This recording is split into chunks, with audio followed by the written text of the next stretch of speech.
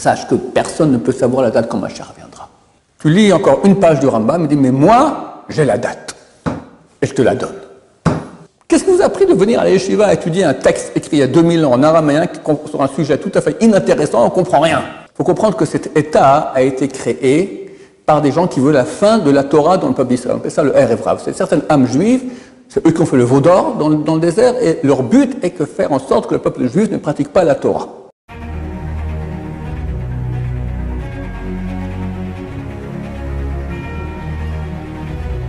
Ce jour est dédié pour l'élévation de l'âme de Rivka Bat Sara Zechan Livracha, une guilloret qui est décédée sans enfant et sans mari. Donc ces paroles soient, Bézat Hashem, une grande élévation de l'âme pour son âme. Alors, nous encore de parler un peu du Mashiach. Alors, à propos des dates, il faut savoir qu'il y a des gens qui croient qu'on n'a pas le droit de donner des dates quand Mashiach viendra. C'était effectivement écrit dans la Gemara, tu pars nafshotam, que crèvent les âmes de ceux qui donnent une date du Mashiach. Et c'est une erreur. Pourquoi? Parce qu'on a vu que presque tous les grands de l'histoire ont donné des dates pour le Mashiach. Un grand rabbin qui vivait vers l'année 900, quelque chose comme ça, c'était 900 de l'ère laïque, c'était Rav Saadia Gaon. C'était un géant, d'accord? Il a donné une date. Cette date n'est pas venue. Enfin, la date est venue, mais le Mashiach n'est pas venu. Rashi écrit, ce que vous allez voir, c'est dans Daniel, chapitre 8, verset 14, qui a donné une date, la date n'est pas venue. Et nous, on va redonner d'autres dates. Et Rashi dit, on donne des dates comme ça, et on attend. Si ça vient, tant mieux, ça vient pas, on redonnera encore des dates. Et comme ça, durant l'histoire, Rashi a donné une date, Rav Saadia Gaon a donné une date, le Ramban Nachmani a donné une date, le Rambam, Maïmonide, il écrit dans Igeret Teman. Igeret Teman, c'est une lettre aux Yéménites, c'est un livre qu'il faut absolument, c'est très court à lire, ça prend une demi-heure, extraordinaire, extraordinaire. Là-bas, il parle beaucoup du Mashiach. Et il dit, sache que personne ne peut savoir la date quand Mashiach viendra. Et pourquoi Rav Saadia Gaon, il a donné une date? Parce que le peuple juif souffrait. Alors, on lui donner une date qui n'était pas trop loin, comme ça, leur donner courage, tout ça. Mais on ne peut pas savoir la date. Tu lis encore une page du Rambam, il dit, mais moi, j'ai la date. Et je te la donne. Il donne une date aussi. Évidemment, elle est passée aussi. D'accord? Terminé. C'est passé. Le Gaon du Vilna a donné une date. Le Rav, comment il s'appelait, ce Rav espagnol, j'ai oublié son nom, peu importe. Le Malbi m'a donné une date. Beaucoup ont donné des dates. Alors, la Gemara dit qu'on ne peut pas donner, c'est une erreur. Vous pouvez la voir dans la Gemara, c'est dans le Sanhedrin, chapitre 11, c'est écrit là-bas que pourrissent donc les âmes de ceux qui donnent une date, qui disent, et quand, si à cette date le Mashiach n'est pas venu, il ne viendra plus. Ça, c'est interdit. Mais donner une date, on voit que tous les grands l'ont fait. Maintenant, moi-même, je ne donne pas des dates. Je dis, je pense que ça sera, mais je me trompe toujours. Donc, je prends mes précautions, parce que vraiment, je me trompe toujours. Sinon, on ne serait pas là encore à faire des cours, d'accord? Donc, on peut imaginer, penser que ça va être pour bientôt. Voilà. C'est clair que c'est pour bientôt. Pourquoi? Parce qu'il y a une histoire, il y a un programme. Le programme est qu'on a été fichus dehors parce qu'on s'est mal comporté. On a été des ordures. Et Dieu nous a fichus dehors de la terre, nous voyons en exil long, terrible. Et Parashat Nitzavim, qui est à Parashat ton anniversaire, c'est écrit là-bas, quand se sont survenues toutes les choses écrites que je t'ai dites, la bracha, bénédiction, et la malédiction, et juste avant, il y avait une paracha avec 98 malédictions, que quand on veut prouver que la Torah est d'origine divine, on fait sur ça. Jacob s'appelle la preuve irréfutable, c'est une démonstration par A plus B, que personne ne peut refuter, ça fait 30 ans que je fais le coup peut-être, personne ne peut refuter jusqu'à aujourd'hui. La preuve irréfutable, comme quoi la Torah est d'origine divine. Je prends maintenant les malédictions, tout s'est réalisé. Tu vas quitter la terre d'Israël, tu seras en exil, tu seras dispersé sur toute la terre, tu ne pourras pas rester longtemps dans le même pays, sans le peuple juif, il a été expulsé d'un pays à l'autre. On parlera de toi de façon tout à fait non proportionnelle. Qu'est-ce qu'on est, nous? On n'est rien de rien, on parle de nous comme si on était grands comme... Je crois qu'ils ont fait en Amérique, ils ont fait une étude, ils ont demandé à des gens, un échantillonnage de la population, combien sont le peuple juif? La moyenne, c'était 60 fois plus que ce que nous sommes vraiment. 60 fois plus, la moyenne. Il y a quand même quelques-uns qui savent que c'est un tout petit pays de rien, le pays d'Israël et le peuple juif. Ils croient qu'on est des millions, des milliards, d'accord? Tout a été réalisé et des malédictions terribles. c'est marqué, Dieu te ramènera en terre d'Israël. Même tu seras au bout du monde, il te ramènera en terre d'Israël. Et c'est écrit après dans les Savim. Je rajoute des détails qui sont écrits dans le prophète, Yecheskel, chapitre 36, ça vaut la peine de lire cela. C'est phénoménal. Tu lis l'histoire actuelle. Dieu te ramènera en terre d'Israël. La terre d'Israël qui était aride va donner ses fruits de façon abondante. Les non-juifs ont appelé ça le miracle agricole israélien. Donc, les meilleurs agronomes du monde sont israéliens, on le voit dans le monde entier, parce qu'on a fait du désert, on a fait un jardin potager. Les villes détruites seront reconstruites. Jérusalem, Yerushalayim. Il y avait un grand écrivain américain, Mark Twain, il est venu en 1840, il est venu ici en Israël. Il a dit, c'est terrible, tout est détruit, il n'y a rien, que des cactus. Jérusalem, c'était terrible. Mon arrière-grand-père, il est venu il y a 105 ans, en 1873. Il est venu du Ouzbékistan. Avec toute la communauté, ils ont fait un des premiers quartiers hors de Jérusalem. Et en 1967, la guerre des 6 jours, j'avais 7 ans, je suis né en 60. Alors on est allé visiter Nabi Samuel, la tombe du prophète Samuel, c'était région jordanienne, on ne pouvait pas aller là-bas. On est allé, et j'ai une photo chez moi à la maison, comme ça, tic. Alors on prend une photo, c'est ma cousine qui avait mon âge environ, puis on voit derrière Ramoth, mais vide. Il n'y a pas une maison, rien que des collines vides, d'accord, ni la Shiva, ni rien, il n'y avait rien. Jérusalem maintenant, c'est 40 fois plus grand qu'à l'époque. Ça, c'est les villes détruites seront rebâties. Et pas que ici, partout, Tzfat, toutes les villes, partout. Et après, Dieu dit, je jetterai sur vous des eaux pures pour purifier votre cœur, afin que vous alliez dans mes voies. C'est écrit dans Yecheskel 36 et dans l'Isavim. De mal Hashem et levavecha, Dieu va circoncire ton cœur. Et tu vas commencer à pratiquer la Torah. Est-ce qu'on a un miracle pareil, aussi grand qu'on a eu dans l'histoire que ce qui se passe aujourd'hui, qu'il y a des balais de Tchouva autant? Regardez-vous. Qu'est-ce qui vous a pris de venir à la yeshiva étudier un texte écrit il y a 2000 ans en araméen sur un sujet tout à fait inintéressant, on ne comprend rien. Et vous passez des heures à étudier ça. C'est pas beau?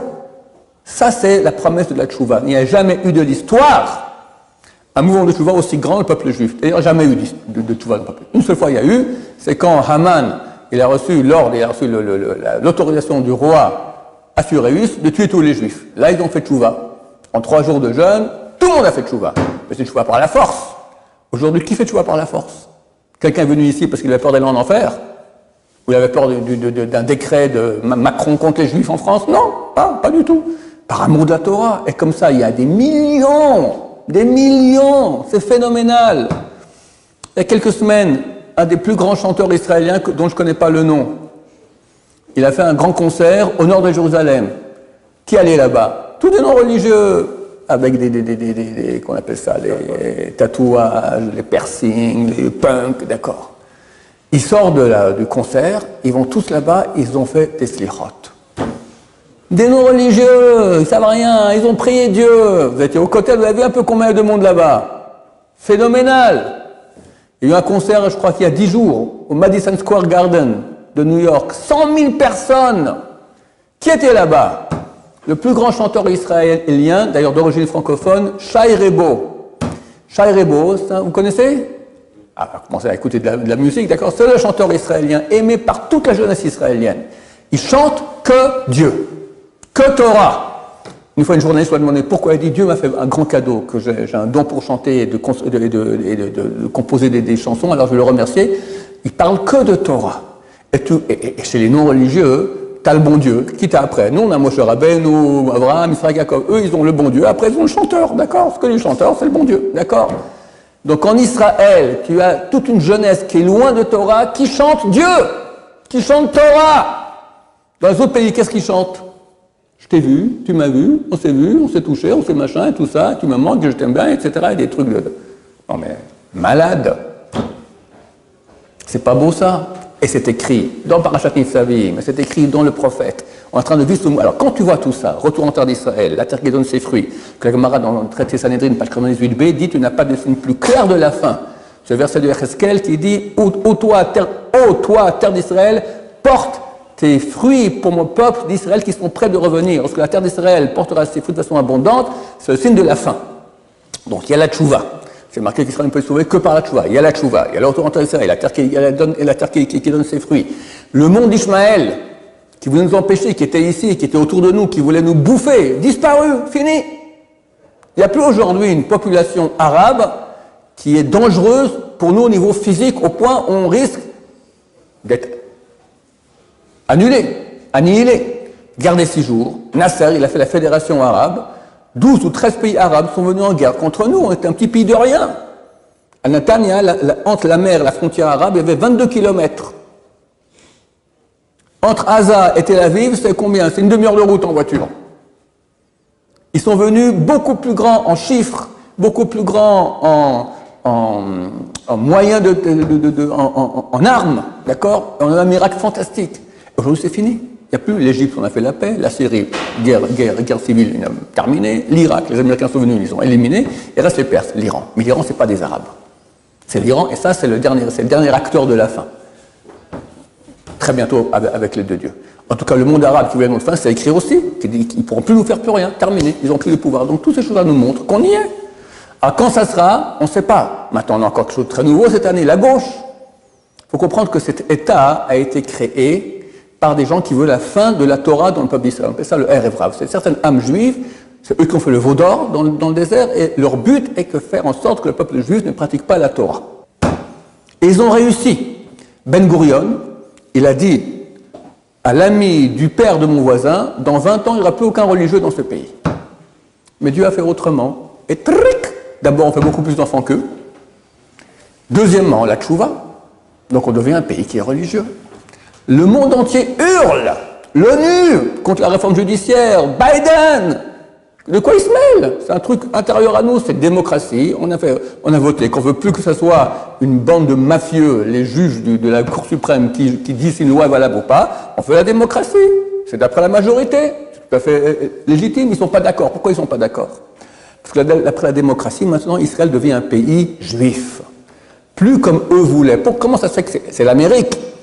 L'Amérique et la Russie ont presque jamais voté à l'ONU des choses en étant d'accord. Une des seules fois, ou la seule fois où ils ont voté et étaient d'accord, c'était, ils ont voté qu'on crée un foyer juif pour les juifs en terre d'Israël, la terre d'Israël, 1948. L'ONU vote qu'on reçoit la terre d'Israël. Comment ça se fait que les non-juifs qui ont vu notre fin pendant 2000 ans, ils nous donnent la terre d'Israël?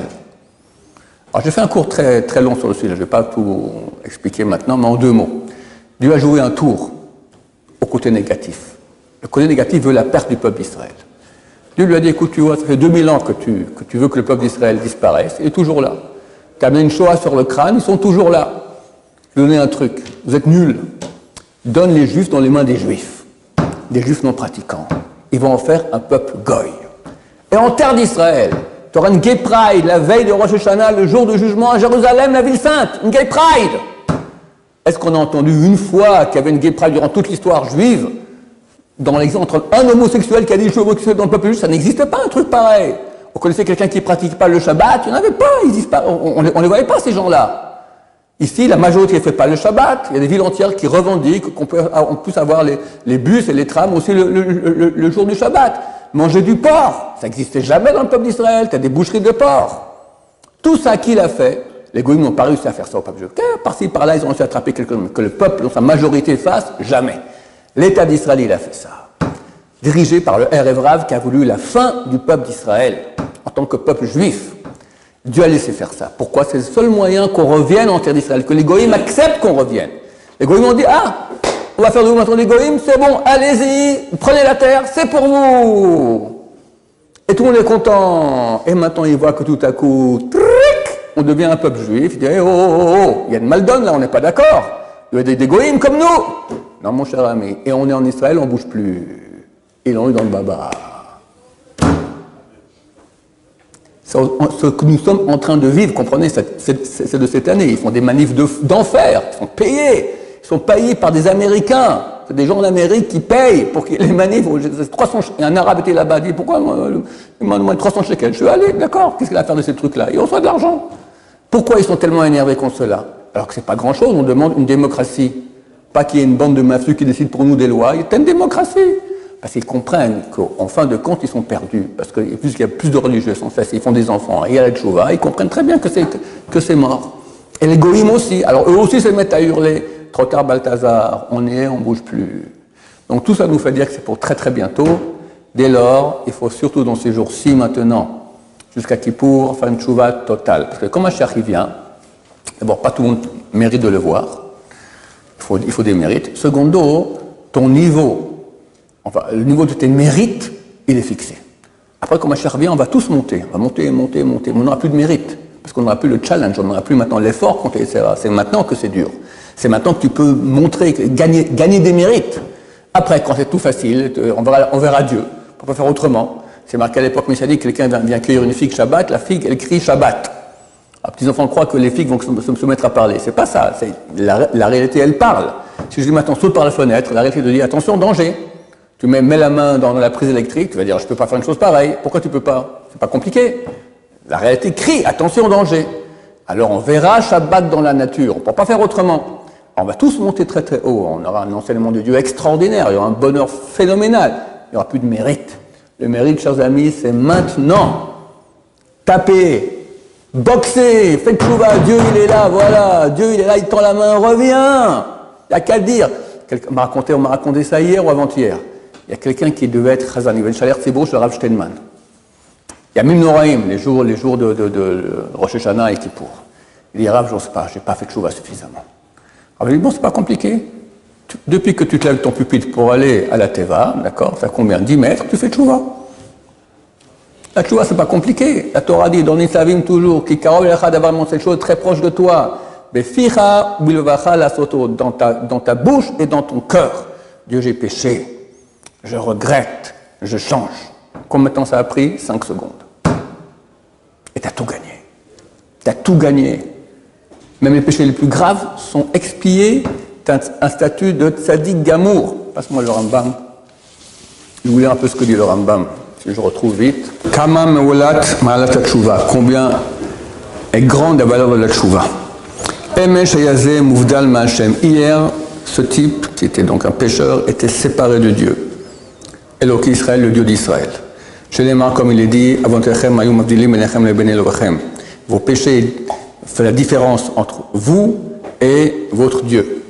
Tzorek venonana. Il crie à Dieu, il prie, je te supplie. Ne fais pas attention, personne ne l'écoute là-haut. Il s'est des versets pour tout, je ne vais pas vous faire trop long, donc je ne cite pas les versets. Il fait des mitzvot, on les jette sur sa face. Prends ta mitzvah de film, on ne veut pas de ça. Tu as prié, rien, on s'en fout complètement, dégage. Va'ayom, et aujourd'hui, au Moudbak Bashrina, il est collé à la présence divine. Il crie, on lui répond tout de suite. Il fait des mitzvot, on les reçoit avec amour et joie. Et non seulement cela, mais on a envie maintenant de ces mitzvot. Pour tout cela, il cite des versets. Combien de temps ça a pris entre avant et après? C'est écrit dans Kiddushin, page 39, qu'un rachat, un mécréant, qui dit à une femme, tu m'es consacré comme femme par cette bague-là, mais à condition que je sois un tzaddik parfait. Il lui met la bague. C'est le chef de la mafia. Marié ou pas? Ben non, il faut que tu sois un tzaddik parfait. Marié.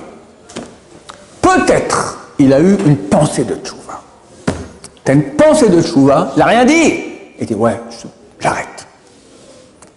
Il reçoit tout de suite un statut de tzaddik gamour, tzaddik parfait. Chers amis, est-ce que c'est pas idiot que maintenant, en plus que je vous dis que Mashiach il va arriver, c'est très très bientôt, je ne sais pas quand, mais c'est très très très très bientôt et un peu plus. Donc on ne pourra plus faire après tchouva. Et maintenant, il reste encore combien jusqu'à Kippour? Lundi prochain, une semaine.